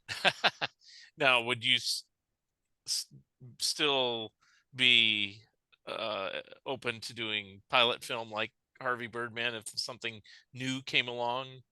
Or possibly, but we really tend to shy away from that. Really judge each and every opportunity for wherever we're at that moment, and how we really feel about it, because it's also the industry is completely different. I mean, Mhm. everybody is freelance, and it's just not it to have the um, responsibility of having any sort of a studio in a conventional sense. As much as I loved having a lot of people around, and we would take in projects based on who was working in the studio too. Mm. Um, it just, I think we're just kind of probably over that. Right. Um, but I love. I mean, we would get into, people would have an opportunity to get involved in stuff. We've gotten buildings on like the National Register of Historic Places, and a friend of mine owns one of the Black Beauties from the original Green Hornet show, Mm. and we would get involved in helping, um, whether it's saving a building or doing little bits and pieces for the Black Beauty. That it's not just about animation, it's about having fun projects to play around with and so forth. Mhm. Now, at this point, I guess you're established enough. You don't really seek out projects; they tend to come to you, correct? Or do you just still Well, both? we still have representation, so that people have a place to go if they want to approach us as directly as possible, and not, would you ever consider doing a commercial? Yeah, That I yeah, don't want to run into that. yeah. Uh, but yeah, we're not as active at trying to solicit the projects like we used to be. I kind of figured because Everything's different. Advertising agencies are different. Um, the uh, the industry itself is different. I don't know what I would do if I was starting out. Again, you used to, at least you could like get a meeting with somebody and they could check you out. yeah, Besides looking at your reel, they could, because animation is so collaborative, especially in a studio environment. You got to be very careful about the type of people that you're kind of assembling as a team, hmm, because if they're not all some form of a team player, that can be um, horrible. And I mean, I can remember seeing wonderful, amazing portfolios and reels, but hmm. then you sit down and you talk to the person, and it's like, this person is better working at home by themselves. Um, and now you can do that, Yeah, but back then that you couldn't like risk someone who's going to be an island, because everyone had to depend on each other. And when right. that works, that's just magic. It's just wonderful. We had so many different combinations of people through the years that that made for a great, team. And Hmm. again, the work that we did wouldn't be the same as it was. Not that it wouldn't be good or whatever, but Hmm. those individual contributions and then all of them working together Hmm. just was fabulous and made for a great product at the end. Hmm. Now, these days, since yeah, you can do everything kind of remotely. Do you actually have anybody that works in the Yeah, offices with you? Okay, all no, right, no, okay, not. It's just Patrice and I, and usually it's just me. okay. So um, yeah, that's why I end up spending a lot of time working on, and like I told you, like planning on curating things. And Hmm. I've also been um, writing a lot. For a while, I was writing for print magazine, Hmm. and just really loved that. Just so, and I really could write about anything I wanted to, and I still pull them up and use them for uh, reference in a lot of the other work that I do, because I would pick a subject and just analyze the hell out of it, and it was great. I'm sure you know that. Yeah, yeah. Well, I mean, besides me doing these podcasts and my books, I still write for back issue for tomorrow's, and occasionally alter ego, and I have written for Hogan's Alley, but he hasn't published me lately. So, but I try to keep my toe in the I freelance I market here listened and there. I listened to your conversations you had with John Cook, Uh-huh. Yeah. and um, it was a very interesting experience I had with him, because in 2000. And two, I decided as a kind of giveaway in-house piece of swag or whatever that I'd do a comic book, a studio comic book. Hmm. And I'd take all the print work because we've done a lot of print work, both just as print stuff, but a lot of times the commercials that we work on have a print aspect to them, and I'll Hmm. get involved with that as well. So we had a nice inventory of print stuff that we'd done that I could use as use in the comic book. So and I'd also done a gay duo strip for Playboy, Hmm. and so I could make that the theme, the opening theme with a splash page and the cover.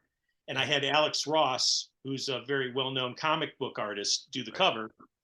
And I decided after we did a run of about 2,000 of them, but I sent one to John because I was a reading comic book artist, and I used Right. to like that magazine. Hmm.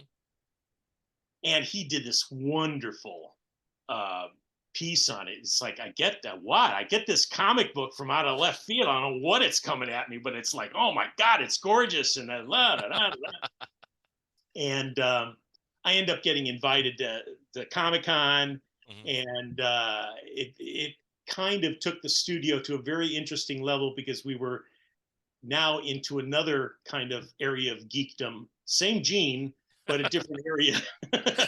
And it was so much fun getting involved in that because when I moved to New York, I mean, Neil Adams was my god. I mean, and then I got to know him. We were going to do a second comic, and I had him do the second cover of all the superhero characters that we had done, from Captain Linger to Ace and Gary to Red Defender to Harvey Birdman and so forth. Um, but John was instrumental in our kind of dovetailing into the comic book realm, and it was great because he's a terrific guy too. He and his brother Andy. Very cool. So I guess what current projects are you working on now? I mean, or what would we see? Let's say what's completed that we would see on TV or There's a something. campaign for JB Weld, which is an adhesive that's live action animation. That Mhm. was actually quite a lot of fun to work on, and that's airing now. Um, uh, I mentioned to you the project with Paul and Frank Oz and Jim that Yeah. we're trying to get going, and I'm also really in the process now of collating all the actual materials that I have that I want to have in this animation history show because I not only have uh, artwork and correspondence, but I've got equipment. You know, I've got Preston Blair's preview movieola. I've Mhm. got we've got other. You know, I've got this huge. It's probably a like 400-pound cast iron punch that I got at a garage sale in Connecticut from Penny Bray from the Bray studio. Wow. So I spent years saying, wow, I've got a punch that was at the Bray studio. And I did have it authenticated by somebody who I know actually worked there because when I saw it at the garage sale, I said, what's that? And she said, that's that's a punch. That's a punch that was in the studio. And if you can take it out of here, you can have it. And I had a Honda CRV, and those front wheels on the Honda were just going up like that when I put it in the back. You know, and but what was interesting is when I got to know the Fleischer family in Florida, they were sending me some photographs that they had. It was the family of Joe Mhm. Fleischer, who was the quiet technological inventor fella. Right. Right. And there's a shot inside 1600 Broadway, which is where they were at the end of their New York run, Mhm. Broadway and like 47th Street, 48th Street. And it's like a workshop. And I'm looking in the back, and there it is. Mm. There's the punch. And on the punch, it's painted over with several coats of paint, but it says audio. And Mm. I asked the guy who authenticated the punch for me for the Bray studio. I said, why does it say audio? And he said, well, we always assumed it was because of Audio Cinema, which was a short-lived studio in New York as well. So it seems like this thing started because it was a jerry-rigged bookbinding punch. This huge machine, I swear, maybe 8 sheets of paper. You punch at this. It's a foot powered punch, and she'd be there all day just to get a ream of paper done. But so it started at the Fleischer studio. It went to Audio Cinema, and then ended up evidently at the Bray studio. So I've got to kind of prepare all this stuff because I do think I should know in the next month or so whether we're going to have a home for it finally for the show. And it's a lot of work. And ultimately, I want to find a home for all this stuff after that because I don't want to be lugging all this stuff around with me. Maybe. and our kids have no interest in this stuff whatsoever Aw. for the most part, this kind of stuff. But no, I have some. I know that if I were going to see an animation history show, this is the stuff I would want to see in it. I've got a Fleischer drawing disc, the wooden thing with, and I've got a Bray disc. I've got a stack of discs, Abe Liss's and John Whitney Sr.'s one from UPA. So really nice, tasty stuff. And it takes time to organize all this stuff. Cool. When's your goal? Like, when do you hope to have that kind realistically, I can't expect to do anything before 2024 because Yeah. museums have their schedules set Right. so far ahead. I also spend a lot of time at the Society of Illustrators. It's kind of like a second home for me in the city. We live in the city, and the studio is in White Plains. So I get involved in stuff with them. I've set up screenings there with, you know who Tommy Stathis is? Yeah. And I've got Tommy in I there. want him on this show. If you could recommend him, I've been trying. He's a busy guy. Yeah, yeah. maybe once school kind of settles. Yeah. But no, he and Steve Stanchfield, as far as I'm concerned, they're the godsend to the archival. I did get Steve on the show finally, so so.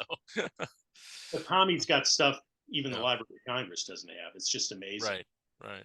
Just fantastic. So, that would be a part of the also be a part of any sort of museum thing, is to have screenings either wherever the facility is or maybe, around the city at some places. Cool. That would be great. Cool. Well, I don't have any further questions at this moment. I mean, I could talk to you for hours, probably just about general animation. What are you working on? What am I working on? Okay. What are you working on?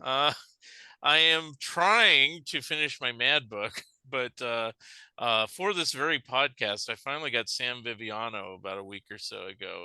And great. So I had actually turned in the book, and I said, I got Sam Viviano. He gave me a 2-hour interview. Can I pull the book back? And he said yes. And then, today we found Al Jaffe passed away. So I get to update the book that way. But it's like, so, my first I can die now moment came when I worked with Don Martin. Wow.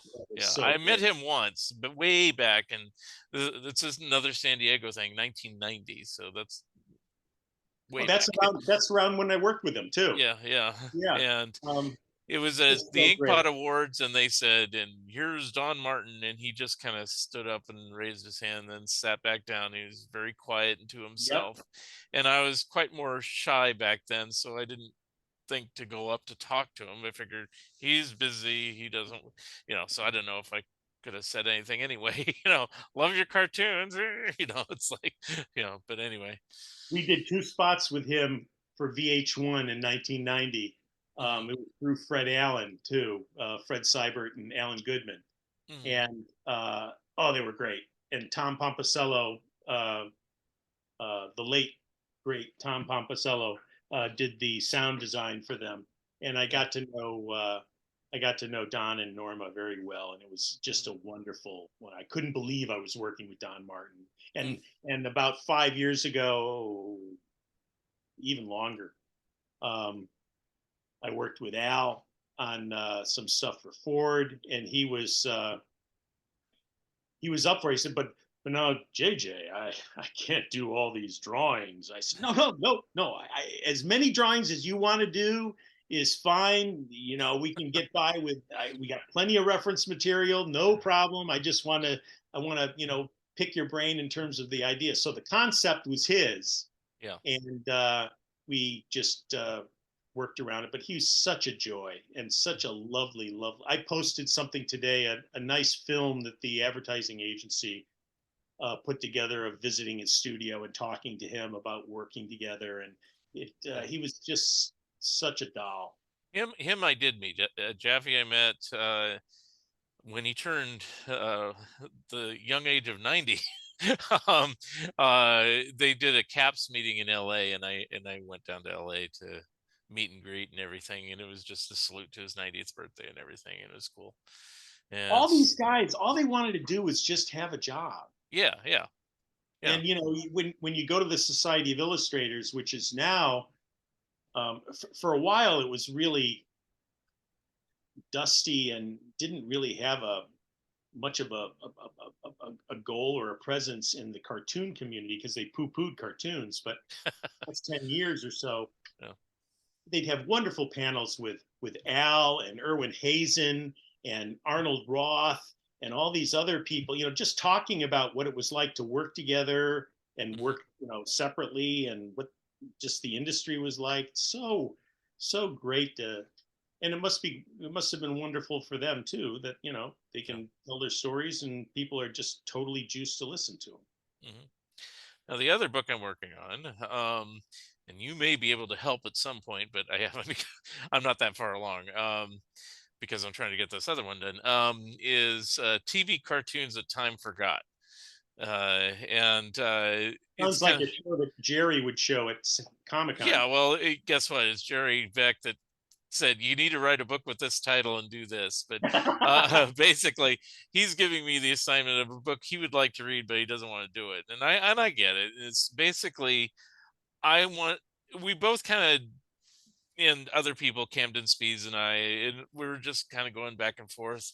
Um, there may be need for a book on every individual studio that ever existed that put TV shows on Saturday morning or did commercials or did, but I'm not going to write 27 more books or whatever, you know, that way.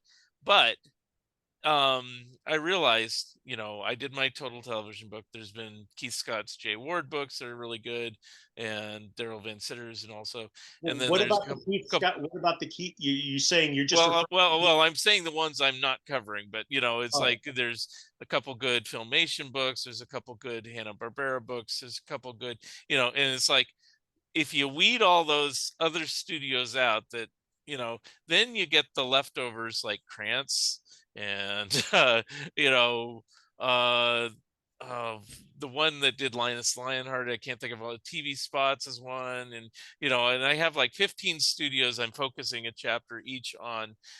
They may be in New York, they may be in LA, it doesn't matter. It's just that the requirement is, well, I had to stop at 1980 because there's just it exploded after that. So it's like I want to get the earlier ones that yeah. had at least one series on network television, or broadcast television at some point, or worked, did some theatrical films or something. And it's like I whittled it down to 15 studios, which is a lot, so um and I kept it in the US. Originally I had Japanese studios and I had Oh Canadian boy. studios, and I go, they gotta go.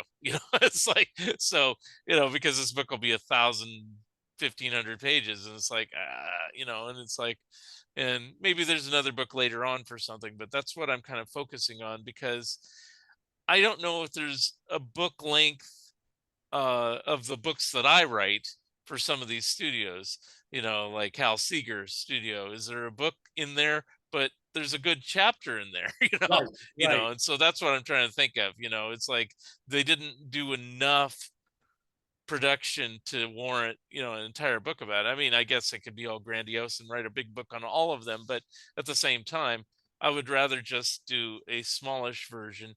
And I started working on it for a few months last year because I got tired of working on the Mad Book for a while, and then I got more energetic to finish the Mad Book, and so that's why it's kind of been on the back burner for about the Well, it's a last good 6 months. idea. So It's just again distilling down um, what you're gonna end up concentrating on, and it's interesting because the more time goes on, it becomes more of a, well, it's always a generational thing.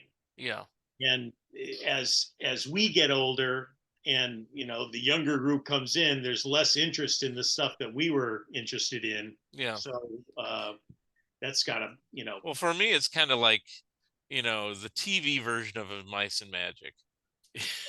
the, but it only goes up to 1980, so it covers the same time frame as of Mice and Magic, but just the TV years. So, um, I I start heard off. there's I somebody start off working. with like Crusader Rabbit and the Telletales and things like that, and then uh, uh, Paul Terry's early, things with television. Was it Barnacle Bill or something like? I can't remember the name of it. And before he sold it to CBS, and Yeah, and then Gene Deitch's stuff with Tom Terrific and stuff like that. Gene, I So tell you, you know, Gene's animation, yes. commercial animation. Oh my God, So so great! I know that I had heard somebody was doing a book, working on a book on New York animation, yeah, that's not me. and Well, it I mean, if it talks about New York, it's just the because that's commercial part of it studios, was. though, Elektra and Pelican and Yeah. UPA and Gene, and Mm, oh boy, just fantastic, yeah. really important stuff. Bleckman too, when he was working Yeah. with storyboard, um, really great, wonderful stuff. The only hard part is a lot of the original creators are gone, so it's going to be an The interesting hard stuff thing to is do. getting your hands on the actual cartoons too. Yeah. When it comes to Yeah, that's true too, because commercial there's some stuff that is are the just hardest gone, stuff. you know. So, When Tony Eastman passed away, I went through his archive with his wife Susan, and he had just a wonderful collection, especially of commercial stuff. A lot of Gene Deitch um, uh, commercials, and this stuff was just so way ahead of the curve, just mm, design wise, track wise, because Gene was totally into the audio aspect of anything he did, and it it's a real important phase of animation when the rest of the industry was just nothing but serial commercials and Saturday morning stuff. There was this other portion of advertising animation that was just so splendid. Studios like Stars and Stripes, mm, and uh, really testing the uh, design waters, the animation waters. mm, Um, Really great stuff. mm. Not sure Well, if that I know. sounds good. I don't know if I know that one studio, Stars and Stripes. Were they more Stars and about? Stripes Forever was a studio. Do you know Lenny Glasser? Sounds He's from familiar. California. Yeah. Lenny Glasser and Pablo Ferro Hmm. and Fred McGubgub, Vinnie Caffarelli, Bob Statz, and actually Buzz Potamkin got his start there as an intern kind of messenger. And remember as a kid, New Country Cornflakes? Yeah. Okay, they did that. Okay. They did a film called Safety Shoes, which was an industrial film that was totally whacked out. I swear, Terry Gilliam, if he didn't work on it, he must have seen it because it was Yeah. Terry Gilliam before there was a Terry Gilliam. Yeah.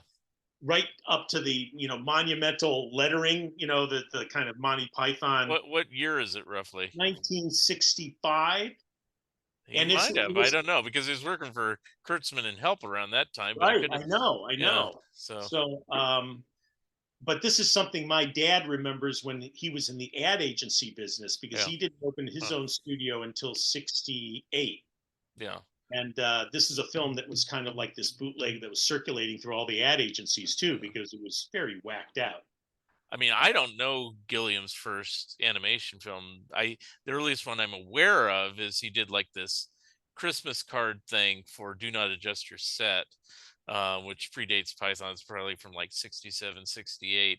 Oh, And it has Christmas cards uh, uh, that come to life. So it has like, this is the part I remember, is like the Star of Bethlehem keeps going back and forth, and the three wise men and the camel keep running after it, going, and of course, in the process, they flip over, and typical Gilliam type stuff, and the star just goes. I don't know that I've seen any of his films outside of Monty Python. Yeah, I think that one is on YouTube somewhere, but yeah, it's called Christmas Cards or something. And then I think there's like a card with a deer on it, and some guy comes out with a shotgun, shoots them, and the deer flips over. And typical Gilliam type stuff. And this Mm-hmm. is pre Python, and it looks just like stuff that they would have done, That's interesting. So. But I don't know if that's his first animation, but it might have been. It's certainly very early if it isn't, so. Right, right. There's just so much stuff that it's so hard to get your hands on. But Yeah, that's what's yeah, when there are various film festivals or animation festivals going on. I try to get involved to do programs. I was doing animated spot um, presentations that really you know people don't see this stuff anyplace unless they try to hunt it down and look at it themselves. So yeah. it's great work. So, like the Mad Book, where the Mad Book, I basically used other references and used archival interviews and stuff like that. And then I did my own interviews, which a lot of them are previous episodes of this podcast. Uh, this animation book is going to go a similar route if I can find archival interviews at all. But then I'm also consulting, various people. I'll probably consult you, consult Mike Kazala, and Jerry, of course, and other people, just to get their take on everything. Right now, I'm just kind of piecing it together, kind of as like a basic framework of it, Mm-hmm. and then I'm going to show that around to a few people and just say, hey, what do you think? You know, expand on this, get rid of this, what, am I right on this? Am I wrong on this? Because, but I have to get a basic skeletal framework of what's going on. Otherwise everybody's saying, yeah, that's a good idea. It's like, but it's Yeah. like, I want it to be as factual as possible and have as much revelation as possible, instead of just saying, oh yeah, this studio did these cartoons. That was it, because Well, I don't. what's working certainly for you is there is certainly a lot of stuff Yeah. being both in terms of books and documentaries. Yeah. A lot of stuff in the works, and Yeah. that's great. It's a And wonderful. fortunately, now we've had like 20 plus years of the internet where people have been writing blogs, and, things have been discovered because of the transfer of information and stuff like that. So it makes it a lot easier instead of just guessing, like, Yeah. I don't know if were you ever a subscriber, or you're familiar with Mindrot, or even, Yes. other animation magazines from earlier on, Funny World or whatever. There's a lot of guesswork when you read them now. It's kind of amusing. It's like, I think that, this happened at this time. And now it's like, it's definitely, because everybody knows, but back then it was just like, I And it's think, I great don't though know, that maybe. there are these young people who are interested, or younger people that are really interested in this stuff too. I mean, Yeah. Tommy's a young guy, Yeah. and I've gotten information like for the longest time.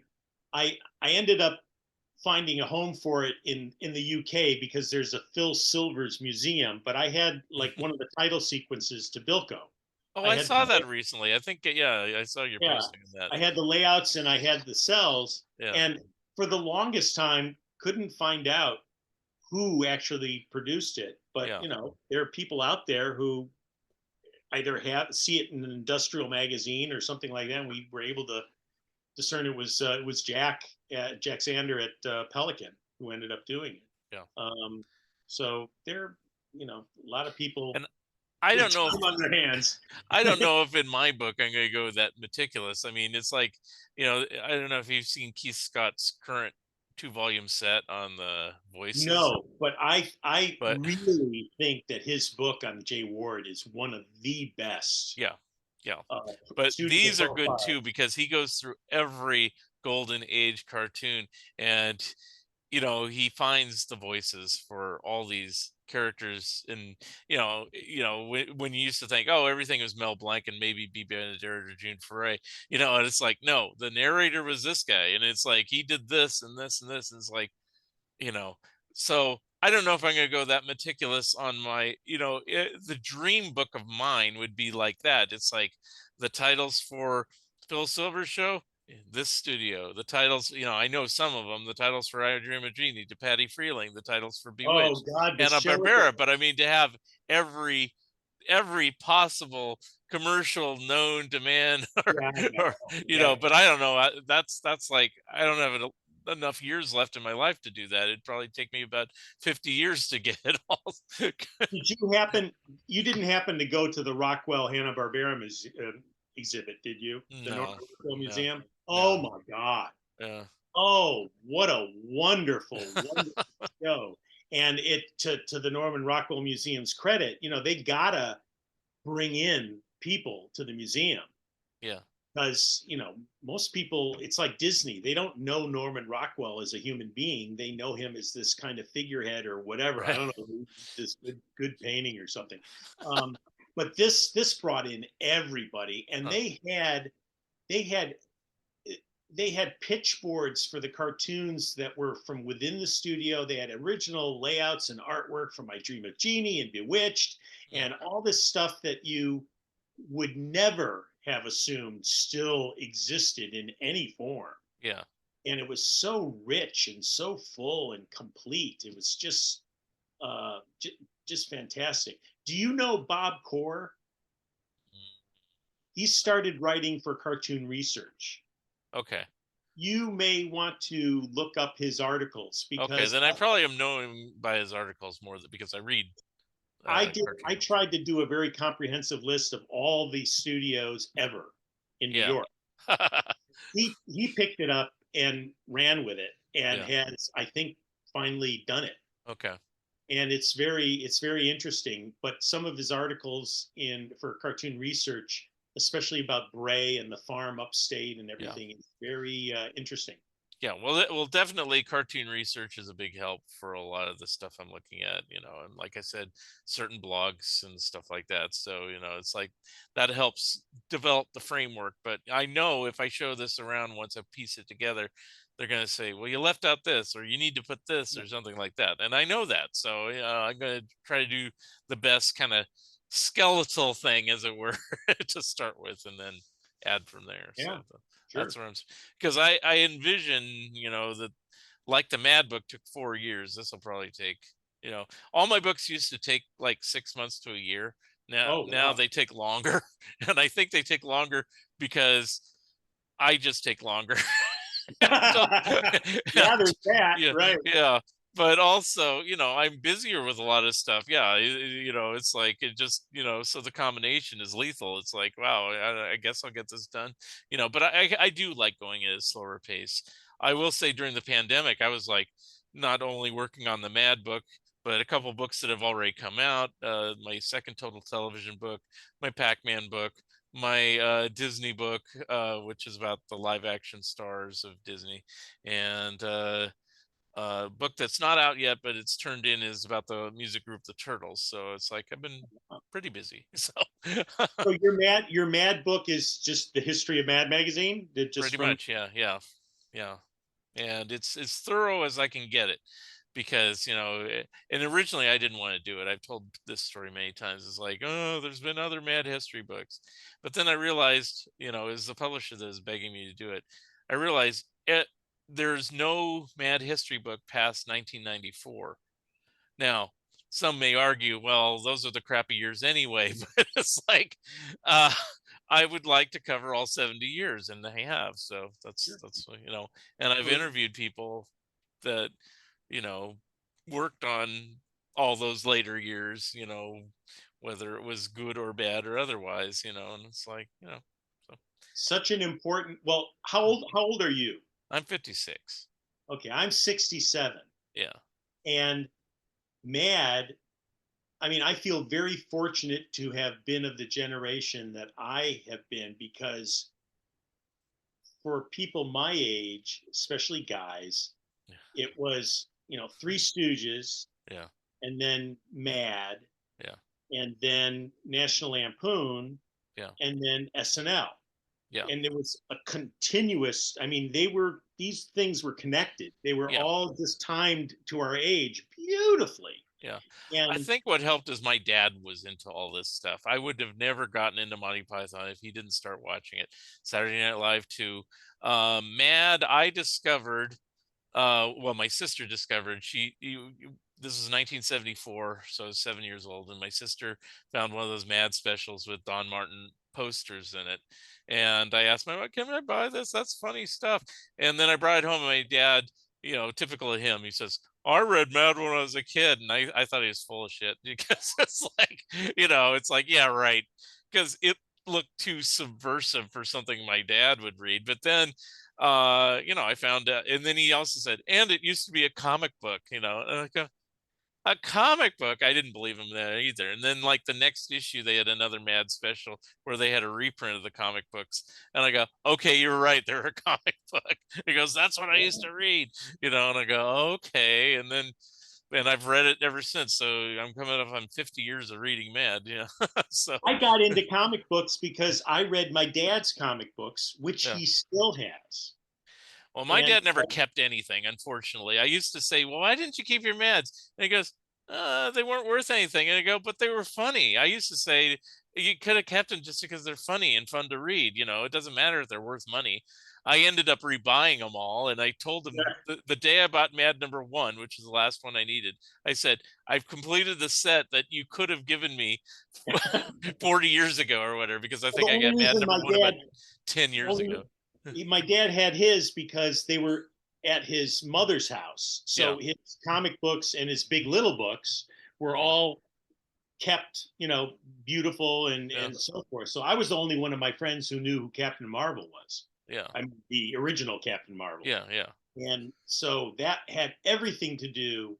And also, when I was growing up in Chicago, there was a select group of vintage magazine and comic book stores on Clark Street in this kind of Skid Row area of Chicago that my dad and I used to go to and just go through all this stuff.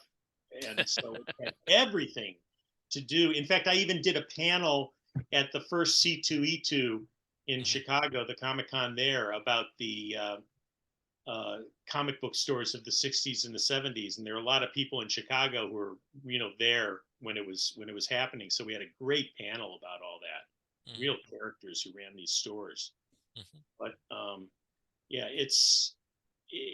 and now to just know so many people and to have them as friends who if they weren't working back then, they were just a part of things like Mad Magazine. It's just Yeah. crazy. It's if you told me when I was in junior high, I'd know Don Martin, that I'd work with Don Martin. It was like, Yeah. get out of here. God, Uh, so great. yeah. Well, for me, it's just interviewing some of them. I mean, it's like, yeah, Sure.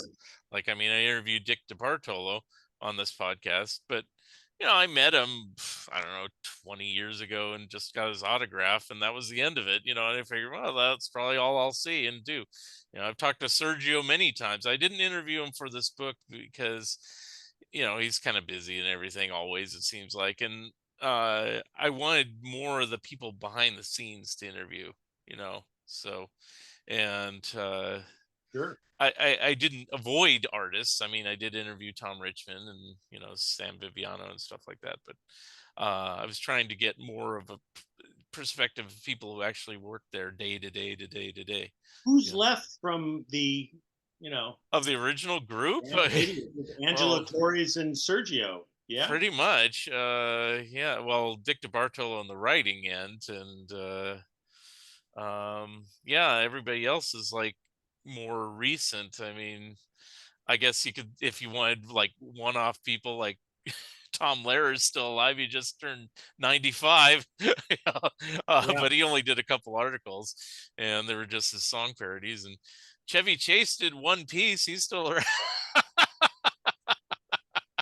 But yeah, Yeah. most of the old guard are gone at this Yep. point. Yeah, I mean, Coker was around till like last year, and He uh, came to the yeah, ink tank when I yeah. was working at Bleckman's, Hmm. and portfolio in hand, and he just showed up, and I happened to be in the reception area, and I said, "Can Yeah. I help you?" And he said, "Yeah, I was wondering if I could see Bob." I said, "Well, who can I tell him who is coming?" He said, "My name's Paul Coker Jr." I said, "You're Paul Coker Jr.?" He said, "Yeah, here, you want one of my books?" I said, "Yeah." And he's just the most lovely guy. Yeah.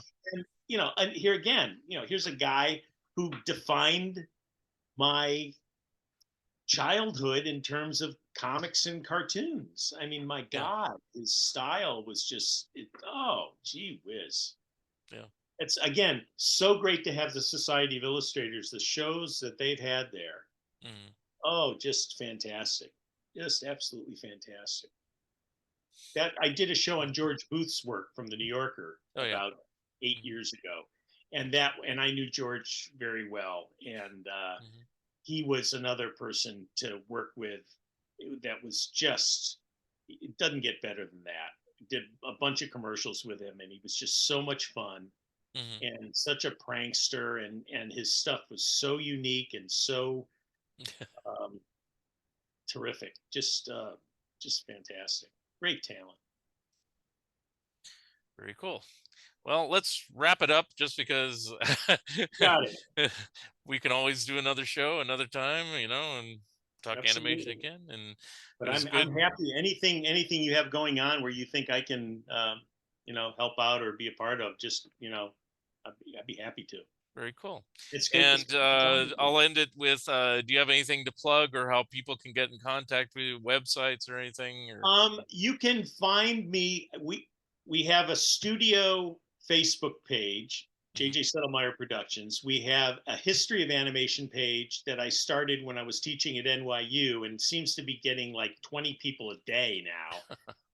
And I have my own personal Facebook page. So I'm all over Facebook, and am posting quite a bit of stuff that seems to be getting interest. In fact, I'm going to be teaching at SVA a course that has nothing to do with animation. It has everything to do with New York and its place in the creative kind of world Mhm. for especially for students just coming to New York and wanting to have an overall feel of New York's place in history. And I can only assume that this has come about because of all the postings that I do, and because I'm sitting in front of a computer now more than anything else. So that's where you can find me. JJSettlemaier.com is the studio website, but I can't think of anything else to plug. But thank you. Any personal appearances coming up or anything like that, or conventions or anything, Um, or no? no, actually, I've just had so many people visiting the studio with projects like documentaries and books and things like that. It's been very interesting. But no, I don't have any scheduled appearances. Um, Probably not until the fall. But That's fine. and I try to get to Ottawa every year if I can. It's a Sounds good. great best animation festival around. Very good. Okay, well, I want to thank you, JJ, for being on the Fun Ideas podcast. I Eh, am honored, and thank you for inviting me. I'm glad we could make this happen. And that wraps it up for another episode, and we will see you next time. Very